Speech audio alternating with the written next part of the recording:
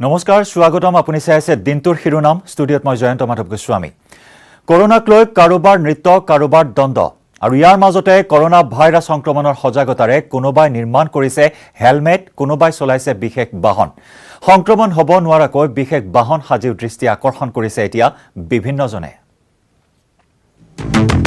Corona dance corona helmet corona লাঠি আৰু যে কত কি এইবাৰ কৰোনা অটো চেন্নাইত 3 দিনমান পূৰ্বে এইখন অটো চলাই এগৰাকী যুৱকে দৃষ্টি আকৰ্ষণ কৰিছিল বিভিন্নজনৰ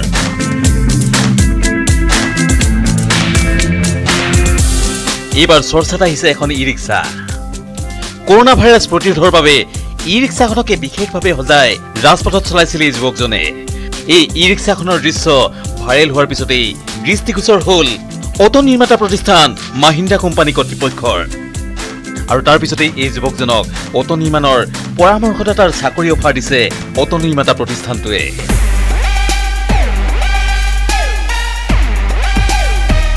ইফালে এই দৃশ্য ত্ৰিপুৰাৰ যি সময়ত কৰোনা সংক্ৰমণৰ বাবে দুচকীয়া বাহনো সুৰক্ষিত নহয় সেই সময়ত কৰোনা ভাইৰাছ সংক্ৰমণ হ'ব নোৱাৰাকৈ এই বিশেষ মটৰচাইকেলখন সাজি উলিয়াইছে ত্ৰিপুৰাৰ এজন যুৱকে ত্ৰিপুৰাৰ পৰা কাজলকৰিৰ সহযোগত bureau report news 18 Assam north east অসমত আৰোগ্য হৈছে 27 গৰাকী কৰোনা আক্ৰান্ত ৰোগী ৰাজ্যৰ প্ৰথম গৰাকী কৰোনা আক্ৰান্ত সহ বৰ্তমান চিকিৎসাধীন হৈ আছে 7 গৰাকী লোক এই তথ্য সদৰি কৰে স্বাস্থ্য মন্ত্ৰী ডক্টৰ হিমন্ত বিশ্ব শৰ্মাই মন্ত্ৰী হিমন্তৰ এটা বিশেষ অনুৰোধ কৰোনা দুৰ্যোগৰ সময়ত পেইং গেষ্টত থকা শিক্ষাৰ্থীসকলৰ মাচুল 50% ৰেহাই দিয়ক ব্যক্তিগত হোষ্টেলৰ ছাত্ৰ-ছাত্ৰীসকলকো 50% ভাড়া ল'বলৈ আহ্বান হোষ্টেলৰ স্বত্বাধিকাৰী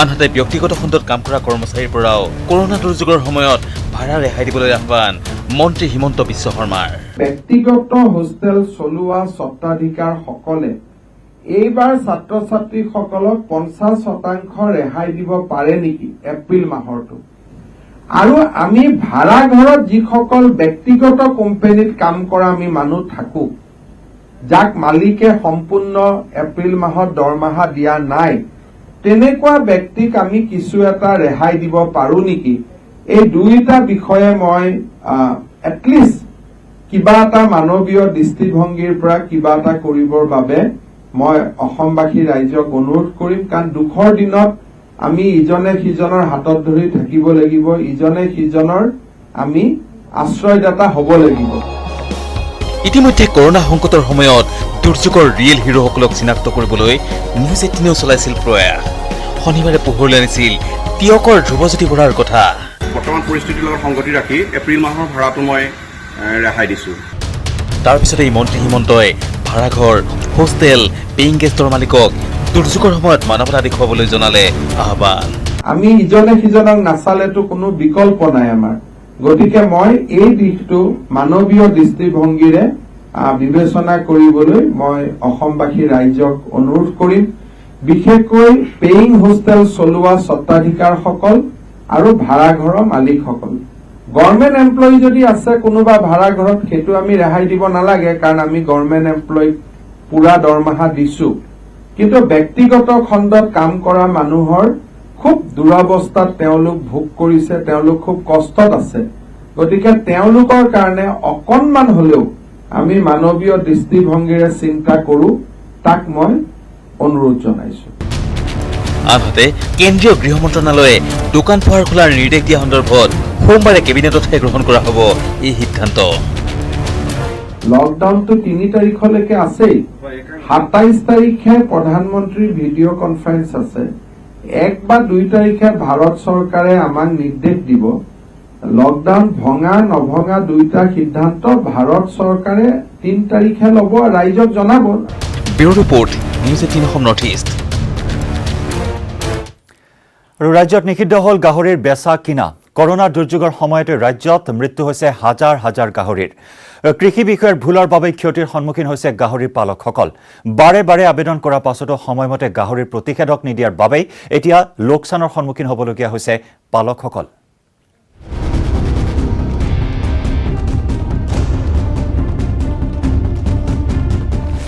গাহৰিৰ বেচা কিনা ৰাজ্যত নিষিদ্ধ হোৱাৰ ফলত ব্যাপক ক্ষতিৰ সন্মুখীন ৰাজ্যৰ গাহৰি পালক কিন্তু কাৰ ভুলৰ পৰিণতি ভুগিবলগীয়া হ'ল এইসকল গাহৰি পালকে চৰকাৰৰ ফালৰ পৰা ভেকচিন পোৱা নাছিলোঁ সোয়াইন ফিভাৰ ভেকচিন নাছিলে আমাৰ ডিষ্ট্ৰিক্টত তাৰপিছত আমি জোৰ জবস্ত কৰি খোৱা খবৰ কৰি গুৱাহাটীত 2000 ডোজ আনিছিলোঁ 2000 ডোজ সবকে দিয়া হ'ল 2000 ডোজটো অতি সামান্য ডোজ আমাৰ পিক পপুলেশ্যন আছে 1,11,000 গতিকে তাৰ ক্ষেত্ৰত আমাৰ চাবলৈ গ'লে অতি নগণ্য হয় কৃষি বিষয়াৰ ভুলৰ বাবে ক্ষতিৰ সন্মুখীন গাহৰি পালক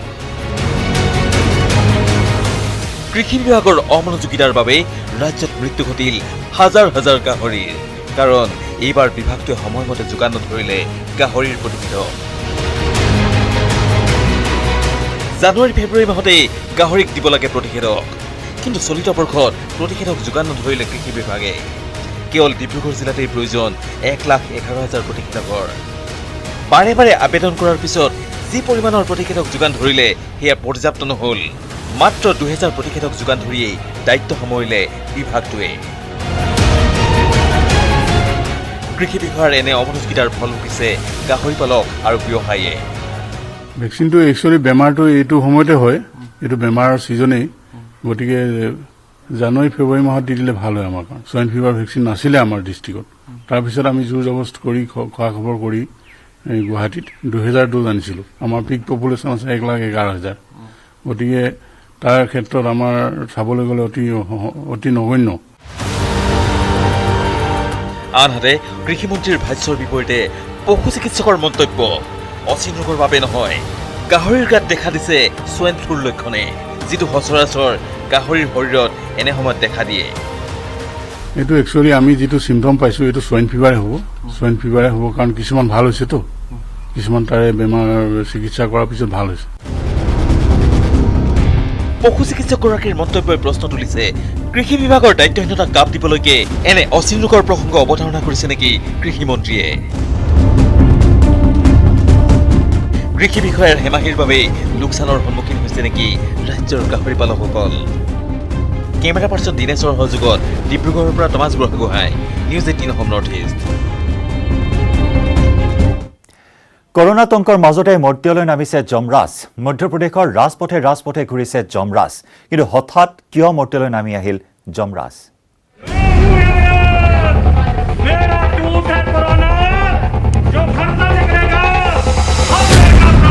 আকৌ মৰ্ত্যত যমৰাজ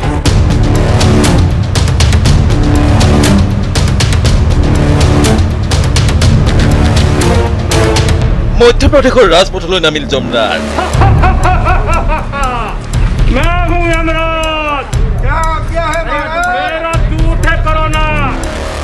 যমৰাজৰ পিছে পিছে কৰোনা মূৰলৈ মন কৰক এওঁলোকৰ পিন্ধি আহিছে কৰোনা পাগুৰি আৰু 1 মিটাৰ ব্যৱধান ৰক্ষা কৰি পিছে পিছে আৰক্ষী চিকিৎসক চাফাই কৰ্মী আৰু সাংবাদিকৰ দল কৰোনা ভাইৰাছৰ বিৰুদ্ধে সজাগতা সৃষ্টিৰ লক্ষ্যৰে এই পদক্ষেপ ল'লে মধ্যপ্ৰদেশৰ একাংশ লোকে bureau report news 18 Assam north east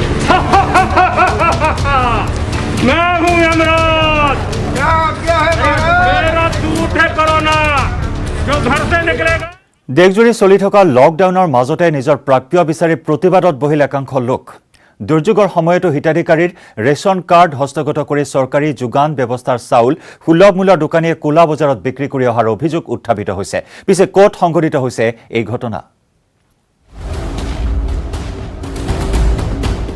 ৰমজানৰ বিৰুদ্ধে প্ৰতিবাদ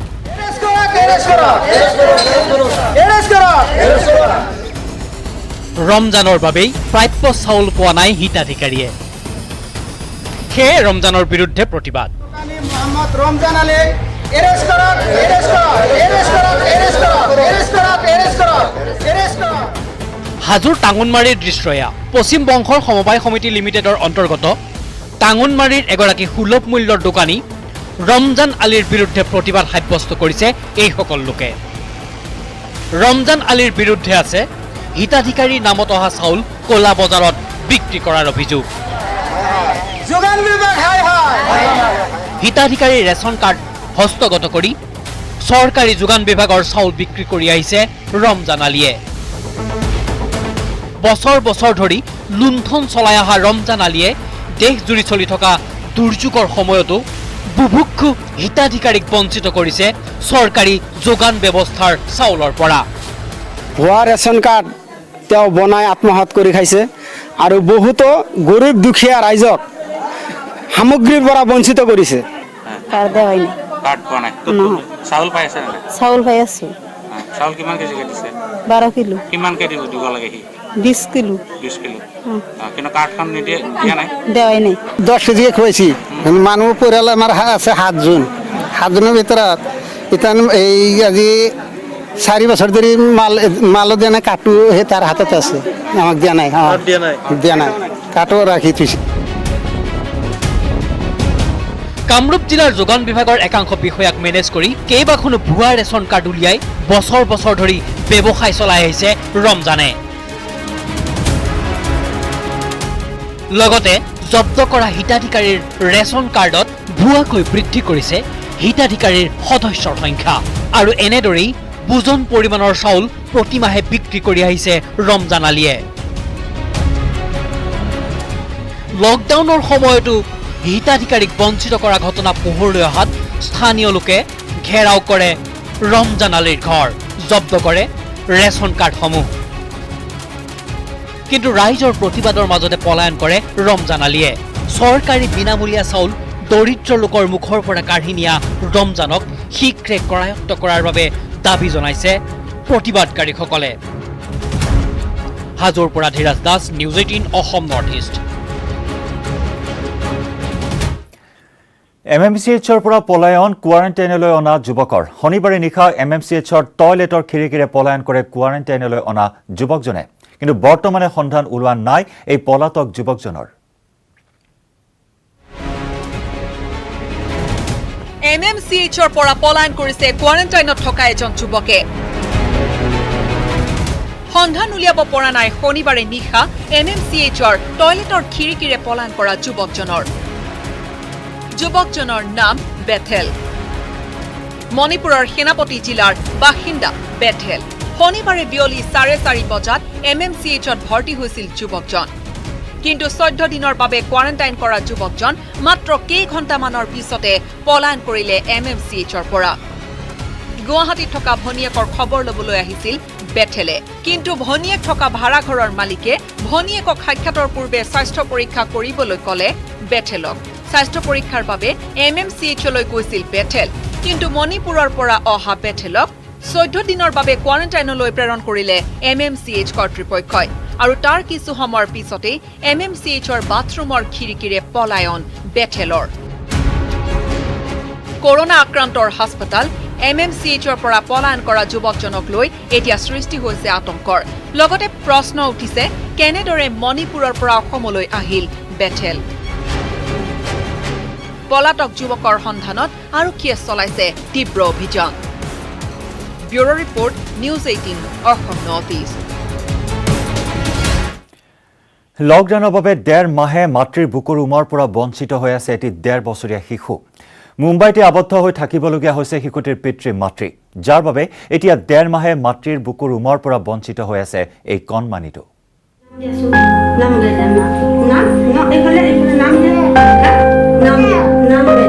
এটি অবুজন 1.5 বছৰীয়া শিশু।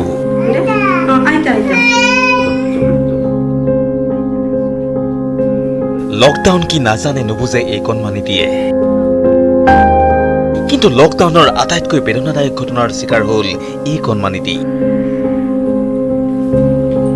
লকডাউনৰ ফলত যোৱা 1.5 মাহে এই শিশুটি বঞ্চিত হৈ আছে মাক দেউতাকৰ বুকুৰ উমৰ পৰা।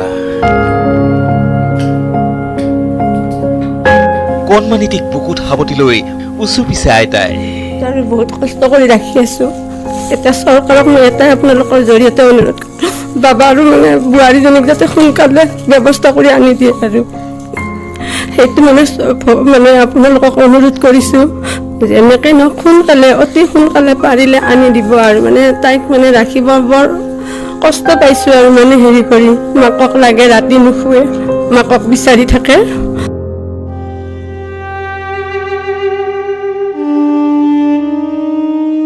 বাইহাটা চাৰিআলিৰ বুৰ্কা গাঁৱৰ এই ১.৫ বছৰীয়া কণমানিটিৰ পিতৃ আৰু মাতৃ আবদ্ধ হৈ আছে গোৱাত। চাকৰি সূত্ৰে গোৱাত থকা এই কণমানিটিৰ পিতৃ সৌৰভ ডেকাই ভনীয়েকৰ বিয়াৰ বাবে গোৱাৰ পৰা আহিব খুজিছিল ঘৰলৈ, কিন্তু বস্তু বাহানি অকলে সামৰিব নোৱাৰাত এসপ্তাহৰ বাবে কণমানিটিক ককা আইতাকৰ হাতত চমজাই মাকক মাতি নিছিল গোৱালৈ। ভবা নাছিল লকডাউনৰ ফলত অচল হৈ পৰিব দেশ, আৰু তাৰ পিছৰে পৰা এসপ্তাহৰ বাবে সন্তানৰ পৰা আঁতৰি থকা এই পিতৃ মাতৃ যোৱা ১.৫ মাহে বিচ্ছিন্ন হৈ আছে নিজৰ এই সন্তানৰ পৰা। LTT ৰেলৱে ষ্টেচন আহি ট্ৰেইনৰ বাবে অপেক্ষা কৰি থকা সময়তে লকডাউন ঘোষণা হোৱাত তেওঁলোক তাত আবদ্ধ হৈ পৰিলে, কাৰণ পিছদিনাই ট্ৰেইন আছিলে। কিন্তু আগতে ট্ৰেইন বাতিল হ'ব বুলি কোনো এটা হেৰি হোৱা নাছিলে। ২১ তাৰিখে বাতিল হ'ব বুলি গধূলি ঘোষণা কৰি আকৌ কৰ্মভূমি এক্সপ্ৰেছখন দুদিন পিছতে আহিব বুলি তাৰমানে হেৰি কৰিছিলে, টিকট দিছিলে। কিন্তু ৰাতি ১১টা নহয় ৬টা নে ৭টা বজাত মানে ট্ৰেইনৰ মানে চলাচল সম্পূৰ্ণ বাতিল বুলি তেওঁলোকক একেবাৰে মানে প্লেটফৰ্মৰ পৰাই উলিয়াই দিলে। কৰোনা বিভীষিকা কেতিয়া আঁতৰিব সেয়া কোনেও নাজানে। লকডাউন প্ৰত্যাহাৰ হ'বনে নাই সেই সন্দৰ্ভতো নিশ্চিত নহয় কণমানিটিৰ পিতৃ মাতৃ। সেইবাবে নিউজ ১৮ৰ যোগেদি কণমানিটিৰ ককা আইতাকে চৰকাৰলৈ অনুৰোধ জনাইছে কিবা এক ব্যৱস্থা কৰি যেন এই দুৰ্ভগীয়া শিশুটিৰ সৈতে পুনৰ মিলন ঘটোৱাই পিতৃ মাতৃৰ। বাইহাটাৰ পৰা Srimanta Das, news ১৮ Assam north east.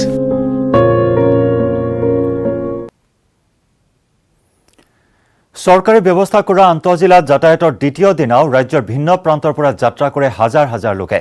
ভিন্ন প্ৰান্তত আবদ্ধ হৈ থকা লোকসকলে যাত্ৰা কৰে চৰকাৰে ব্যৱস্থা কৰি দিয়া ৰাজ্যিক পৰিবহণ নিগমৰ বাছেৰে।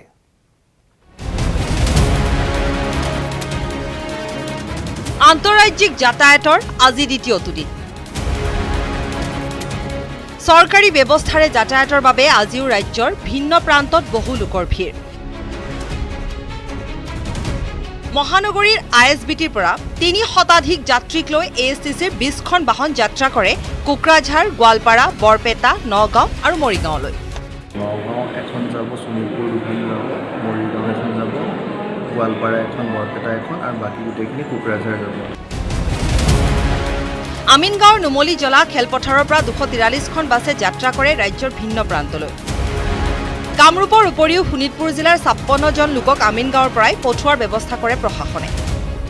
চৰকাৰী পৰিবহণ ব্যৱস্থাতে ধোঁৱাচাঙত উঠিল সামাজিক দূৰত্ব। একোখন বাছত যাত্ৰা কৰিলে ৪০-৫০ জনকৈ যাত্ৰীয়ে। এয়া নলবাৰীৰ ঘগ্ৰাপাৰাৰ দৃশ্য। নলবাৰী কামৰূপ সীমান্ত বিলপাৰত ৩১ নং ৰাষ্ট্ৰীয় ঘাইপথৰ ওপৰত স্বাস্থ্য বিভাগে এফালে বাছৰ পৰা নমাই যাত্ৰীক কৰিছে স্বাস্থ্য পৰীক্ষা। চৰকাৰী নিৰ্দেশনা পাহৰি একেখন বাছতে দেখা গ'ল ৪০-৫০ জনতকৈও অধিক যাত্ৰী। ধৌৰি যাম নীলেভেটা মলমত থাকি দুজন করে বহিব দিছে মালিকে। মালিকে কৈছে গাড়ী দিয়ে না আমাক এটা গাড়ী। সামাজিক দূৰত্ব নাইছো, দুইজন আহিছে আমি। সামাজিক দূৰত্ব কি বুজি পাইনে? বুজি পায়। তেতিয়াহ'লে কিয় এনেকৈ বহি আছে? ভাটাত আহিছোঁ, গাড়ী দিছে ২টা মানুহ বেহি, সেইকাৰণে 2টা কৰি বহি আহিছে। ৰেড জোনত থকা নলবাৰীলৈও দ্বিতীয় দিনটোত আহিল বহু যাত্ৰী। দ্বিতীয়টো দিনত ওদালগুৰি জিলাৰ পৰা বিভিন্ন জিলালৈ যাত্ৰা কৰিলে ১৩০ গৰাকী যাত্ৰী। লগতে বিভিন্ন জিলাৰ পৰা ওদালগুৰিলৈ ঘূৰি আহে ১২০ জন যাত্ৰী। অসম ৰাজ্যিক পৰিবহণ নিগমৰ বাছৰ জৰিয়তে শিৱসাগৰৰ পৰা যাত্ৰা কৰে প্ৰায় ২ শতাধিক লোকে। ১০৪ সেৱাৰ জৰিয়তে আগতীয়াকৈ বুকিং কৰা এই যাত্ৰীসকলক যাত্ৰাৰ পূৰ্বে স্ক্ৰিনিং টেষ্ট কৰাৰ লগতে যাত্ৰাকালত বাধ্যতামূলক কৰা হয় মাস্ক পৰিধান। আমি ৰাতিপুৱা ৬মান বজাৰ পৰা আমাৰ মেডিকেলৰ স্ক্ৰিনিং কাম আৰম্ভ হৈছে। ইতিমধ্যে আমি প্ৰায় 200 মানুহ 200তকৈ বেছি হ'ল আৰু আমি স্ক্ৰিনিং কৰি তেওঁলোকৰ শাৰীৰিক পৰীক্ষা কৰা হৈছে আৰু আহি আছে এতিয়ালৈকে আমাৰ 200 হৈ গৈছে। শিলচৰৰ পৰা ASTCৰ কেইবাখনো বাছেৰে যাত্ৰা কৰে প্ৰায় 400ৰ পৰা 300 লোকে। কামৰূপ মেট্ৰ, নগাঁও, হাইলাকান্দি, কৰিমগঞ্জলৈ যাত্ৰা কৰে কাছাৰত আবদ্ধ হৈ থকা এই সকল লোকে। আনহাতে ৰাজস্থানৰ কোটাত লকডাউনত আবদ্ধ হৈ থকা ছাত্ৰ ছাত্ৰীৰ প্ৰথম দলটো অসম-বংগ সীমান্ত শ্ৰীৰামপুৰ গেটেৰে প্ৰৱেশ কৰিছে অসমত। শ্ৰীৰামপুৰ গেটতে বহি ৰাজ্যৰ পৰা অহা সকলো যান বাহনসমূহক তন্নকৈ তালাচী চলোৱাৰ লগতে প্ৰতিজন চালক আৰু হেণ্ডিমেনক স্বাস্থ্য পৰীক্ষাৰ অন্তত ৰাজ্যলৈ প্ৰৱেশৰ অনুমতি দিছে। যিসকল ল'ৰা আহিব বা ষ্টুডেণ্ট বয়জ তেওঁলোকক আমি সৰু সজাইত কোৱাৰেণ্টাইন কৰিম। যিসকল ছোৱালী আহিব তেওঁলোকক আমি কাষৰ 3টা হোটেলত কোৱাৰেণ্টাইন কৰিম। তেওঁলোকক আনিবলৈ যোৱা আৰক্ষী বিষয়াসকলো কোৱাৰেণ্টাইনত থাকিব যিহেতু ৰাজস্থানৰ পৰা আহিছে। ৰাজস্থানৰ কোটাত আবদ্ধ হৈ থকা অসমৰ ছাত্ৰ ছাত্ৰীসমূহক আৰক্ষীৰ নিৰাপত্তা বেষ্টনীৰ মাজেৰে 17খন AC স্লিপাৰ বাছেৰে উভতাই অনা হৈছে অসমলৈ। Bureau report, news 18 Assam north east. ইফালে আন্তঃজিলা যাতায়াতৰ সময়ত যধে মধে ASTC বাছৰ টিকট কাটি শেষ মুহূৰ্তত যাত্ৰা বাতিল কৰিলে একাংশ দায়িত্ব জ্ঞানহীন যাত্ৰীয়ে। আৰু এনে অসতৰ্কতাৰ বাবে জৰুৰীকালীন টিকটৰ পৰা বঞ্চিত হৈ এতিয়াও আবদ্ধ হৈ আছে বহু লোক। ইপিনে টিকটপ্ৰাপ্ত যাত্ৰীয়ে টিকট বাতিল কৰিলে পৰিবহণ নিগমক জনাবলৈ অনুৰোধ জনাইছে বিষয়াই। প্ৰায় মাহ দিনজোৰা লকডাউনৰ অন্তত মুকলি কৰা হ'ল আন্তঃজিলা যাতায়াত। 3 দিনীয়া আন্তঃজিলা যাতায়াতৰ বাবে প্ৰায় 50,000ৰো অধিক লোকে পঞ্জীয়ন কৰিলে নিজৰ নাম। 3 দিনীয়া আন্তঃজিলা যাতায়াতৰ বাবে জিলাই বিশাল আয়োজন। কৰিমগঞ্জ জিলা প্ৰশাসনৰো ব্যাপক আয়োজন। 127 জন যাত্ৰীৰ বাবে 13খন গাড়ীৰ ব্যৱস্থা। কিন্তু বাছ আস্থানত ব্যতিক্ৰমী ছবি, যাত্ৰী আহিল মাত্ৰ 26 গৰাকী। হয়, 3 দিনৰ বাবে আন্তঃজিলা যাতায়াত ব্যৱস্থাৰ অনুমতি দিয়াৰ পিছত কৰিমগঞ্জত দেখিবলৈ পোৱা হ'ল এক ব্যতিক্ৰমী ছবি। চৰকাৰৰ অনুমতিৰে প্ৰদান কৰা প্ৰমাণ পত্ৰৰ জৰিয়তে প্ৰথম দিনা কৰিমগঞ্জ জিলাৰ পৰা 127 জন যাত্ৰীক পঠোৱাৰ ব্যৱস্থা কৰা হ'ল যদিও সন্ধিয়ালৈকে মাত্ৰ 26 গৰাকী যাত্ৰীহে উপস্থিত হ'ল বহি জিলালৈ যোৱাৰ বাবে। চৰকাৰী নিৰ্দেশত প্ৰথম দিনা কৰিমগঞ্জ জিলাৰ পৰা কাছাৰ, হাইলাকান্দি আৰু ডিমা হাছাও আৰু পশ্চিম কাৰ্বি আংলং জিলাৰ 127 জন যাত্ৰীক পঠোৱাৰ বাবে কৰিমগঞ্জ জিলা প্ৰশাসনে ব্যৱস্থা কৰিলে 13খন বাছৰ। কিন্তু চৰকাৰীভাৱে নথিভুক্ত কৰাৰ মাজত মাত্ৰ 26 গৰাকী যাত্ৰীহে গোটেই দিনটোৰ ভিতৰত জিলাখনৰ বিভিন্ন প্ৰান্তৰ পৰা উপস্থিত হ'লগৈ কৰিমগঞ্জৰ বাছ আস্থানত। আৰু ইয়াকে লৈ নাকনি কাননি হ'ল জিলা প্ৰশাসনৰ। একেই ঘটনা নগাঁৱতো। আন্তঃজিলা যাতায়াতৰ বাবে পঞ্জীয়ন কৰিলে বহু যাত্ৰীয়ে নিজৰ নাম, কিন্তু সময়ত অধিকাংশ যাত্ৰীয়ে বাতিল কৰিলে টিকট। হোম কোৱাৰেণ্টাইনত যোৱাৰ ভয়ত নগাঁৱতো টিকট লাভ কৰা বহু যাত্ৰীয়ে বাতিল কৰিছে যাত্ৰা। বিগত সময়ছোৱাত প্ৰথম দিনাই প্ৰায় 96 জন যাত্ৰীয়ে টিকট লাভ কৰিছিল, যদিও মাত্ৰ 28 জনেহে যাত্ৰা সম্পন্ন কৰিছে। কাৰণ কোৱাৰেণ্টাইনৰ ষ্টাম্প লগোৱাৰ ভয়তে বহু যাত্ৰীয়ে নিজৰ যাত্ৰা বাতিল কৰা হৈছিল। আৰু আজি দ্বিতীয়টো দিনত দূৰণিবতীয়া যাত্ৰাসমূহ কৰা হৈছে। আজি ASTC বাছযোগে 6000 আবদ্ধ লোকক লৈ যোৱা ব্যৱস্থা। আৰু এই প্ৰসংগই নিউজ 18 অসম নৰ্থ ইষ্টৰ পুৱা 10 বজাত সম্প্ৰচাৰিত পুৱাৰ শিৰোনামত উত্থাপন কৰা হয়। আমি তেনেকুৱা ধৰণৰ ৰেছপন্সো বহুত পাইছোঁ। আমি 4-5জন মানুহ আমি তেওঁলোকক ইনভাইট কৰিছোঁ, ফোন কৰি আমাৰ তেওঁলোকৰ ডিটেইলছটো লৈ আছোঁ। এই অনুষ্ঠানৰ জৰিয়তে পৰিবহণ বিষয়াই টিকট বাতিল কৰা সকললৈ জনালে আহ্বান, টিকট বাতিল কৰিলেও প্ৰশাসনক অৱগত কৰি পৰিচয় দিয়ক দায়িত্বশীল নাগৰিকৰ। এতিয়ালৈকে পেছেঞ্জাৰ যিমানখিনি আহিব লাগিছিলে, কাৰণ 550 জন যাত্ৰীয়ে ইতিমধ্যে ইয়াত পল্টন বজাৰত বুকিং কৰি থৈছিল। তেওঁলোক বাক্সা, শোণিতপুৰ, দৰং আৰু ডিমা হাছাও, এই 4খন জিলা মূলৰ ওপৰত। আৰু এই 4খন জিলাৰ যিসকল 550 জন যাত্ৰী আছিল তেওঁলোকৰ বাবে গাড়ী 33খন সাজু হৈ আছে। কিন্তু এতিয়ালৈকে যাত্ৰীসকল যি হাৰত আহিব লাগিছিলে এতিয়ালৈকে কিন্তু অহা নাই। বহুতখিনি কম আজি আমি ৰেছপন্স এতিয়াও আহি আছে, কিন্তু তেওঁলোকে কিছুমান যাতায়াতৰ সুবিধাৰ কাৰণে অলপ কৰিছে। আমি তেনেকুৱা ধৰণৰ ৰেছপন্সো বহুত পাইছোঁ। আমি 4-5জন মানুহ আমি তেওঁলোকক ইনভাইট কৰিছোঁ, ফোন কৰি আমাৰ তেওঁলোকৰ ডিটেইলছটো লৈ আছোঁ। তেওঁলোকে হয়তো কিছুমানে নাহে, কিছুমানে 4জনৰ কাৰণে বুক কৰিছিলে, কিন্তু তেওঁলোকৰ লগত এতিয়া ওলাইছে আৰু 9 জন এক্সট্ৰা আৰু 4জন ওলাইছে। গতিকে সেই 4জনক এৰি তেওঁলোকে একো নাহে। হয়, অধিকাংশ যাত্ৰীয়ে টিকট বাতিল কৰি প্ৰশাসনক অৱগত নকৰাৰ বাবেই বিভ্ৰান্ত হ'বলগীয়া হ'ল প্ৰশাসন। লগতে বহু যাত্ৰী বঞ্চিত হ'বলগীয়া হ'ল আন্তঃজিলা যাতায়াতৰ পৰা। যাৰ বাবে টিকট বাতিল কৰিলে শীঘ্ৰেই প্ৰশাসনক টিকট বাতিলৰ বিষয়ে অৱগত কৰিবলৈ আমিও জনাইছো আহ্বান। Bureau report, news 18 Assam north east.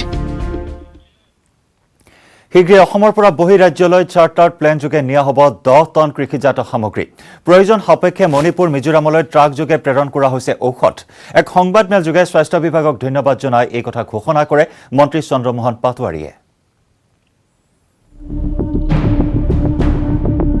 Corona ভাইৰাছৰ বিৰুদ্ধে টিম অসম। মুখ্যমন্ত্ৰীৰ নিৰ্দেশত তৎপৰ হৈছে প্ৰতিটো বিভাগ।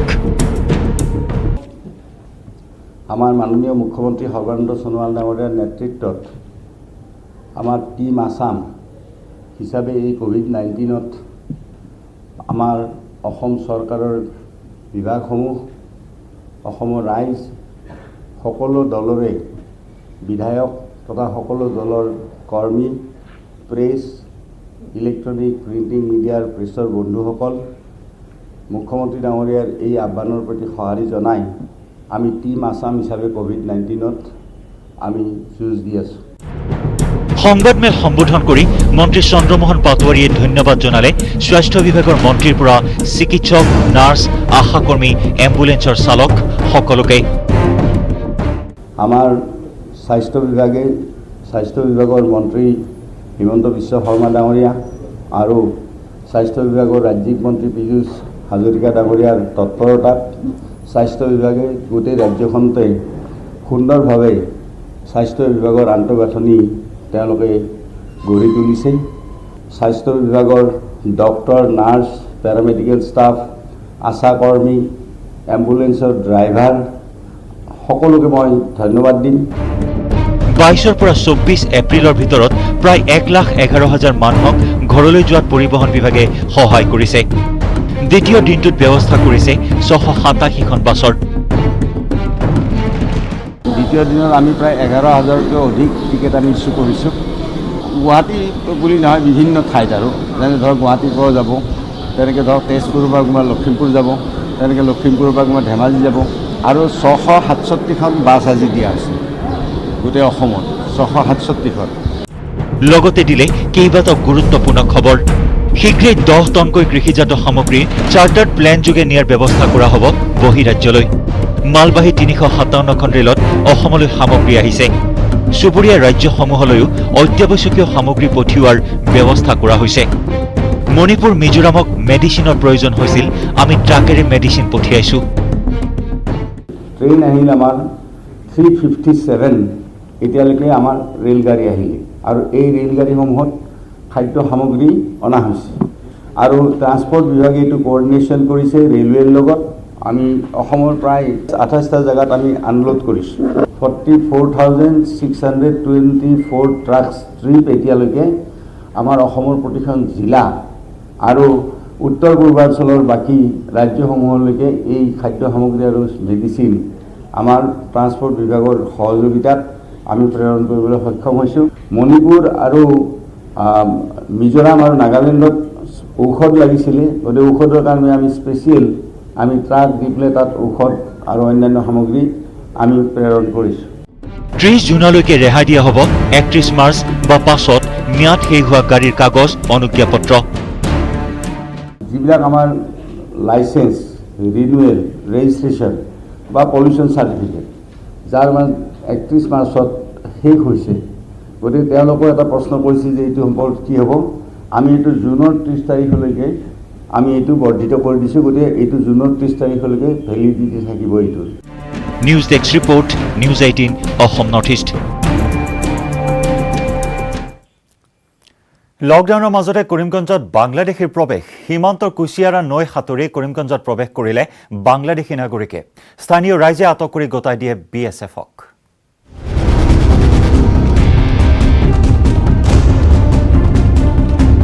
তলাবন্ধৰ মাজতে কৰিমগঞ্জত বাংলাদেশী নাগৰিকৰ প্ৰৱেশ। কুছিয়াৰা নৈত সাঁতুৰি প্ৰৱেশ বাংলাদেশী নাগৰিকৰ। দেশজুৰি লকডাউন চলি থকাৰ সময়তে কৰিমগঞ্জত প্ৰৱেশ কৰিলে এটা বাংলাদেশী নাগৰিকে। বাংলাদেশৰ পৰা সাঁতুৰি ভাৰত-বংগ সীমান্তৰ কৰিমগঞ্জৰ দাসপট্টি এলেকাত প্ৰৱেশ কৰে বাংলাদেশী নাগৰিকজনে। পুৱা এজন মাছমৰীয়াই প্ৰত্যক্ষ কৰে লোকজনক। কুচিয়াৰা নৈত সাঁতুৰি আহি থকা অৱস্থাত লোকজনক দেখা পাই সন্দেহ উপজে মাছমৰীয়াজনৰ। লগে লগে সীমা সুৰক্ষা বাহিনীক ঘটনাটোৰ বিষয়ে অৱগত কৰে মাছমৰীয়াজনে। পাছত সীমা সুৰক্ষা বাহিনী কুচিয়াৰা নৈত উপস্থিত হৈ লোকজনক সোধা পোছা কৰাত ওলাই পৰে সকলো ৰহস্য। বাসের মধ্যে রুঙ্গা উঙ্গা বান্ধা থাকে আমরা ইটা বুধ উঠেবার লেগে সাঁতার দিয়া এত জায়গা আছে এখন থেকে না এটা ক্রস করিয়া আই যা হে যখন আর তখন তার লগে বড় একটা ক্যারি ব্যাগের মধ্যে কাপড় নালে কোনো জাতীয় জিনিস আসিল সাড়িয়ায় সাতটাইয়া ওদিকে আইতে আছে তখন পুরা ফাড়ো আই যার গিয়া তখন তখন ওদিক থেকে বেঁচে বেগ হইতে আছে পাকড়ো পাকড়ো পাকড়ো তখন আমার সেন্স নাই যে করোনা ভাইরাসের সম্পর্ক এটা মাথা থেকে গেছে গিয়া তখন একটা ডান্ডা লইয়া তাহলে নদীর বাড়িয়ে কইতে আছে উঠিস না উঠি যাকে তখন তার ঠাও মারি হাঁটতে দৌড়ছি আমি দৌড়ি তখন আমার সেন্স আরে করোনা ভাইরাস লগালাম আমি তার সারিস। বাংলাদেশৰ পৰা সাঁতুৰি ভাৰতত প্ৰৱেশ কৰিছিল বাংলাদেশী নাগৰিকজনে। এই ঘটনাৰ পাছতে বৰ্ডাৰ গাৰ্ডছ বাংলাদেশৰ সৈতে আলোচনা কৰি ধৃত লোকজনক বাংলাদেশলৈ পঠাই দিয়ে সীমা সুৰক্ষা বাহিনীয়ে। মহামাৰী কৰোণাতকৰ মাজতে নৈত সাঁতুৰি ভাৰতত প্ৰৱেশ কৰা ঘটনাই এতিয়া সৃষ্টি কৰিছে তীব্ৰ প্ৰতিক্ৰিয়া। কৰিমগঞ্জৰ পৰা Gourish Nandi report, news 18 Assam north east.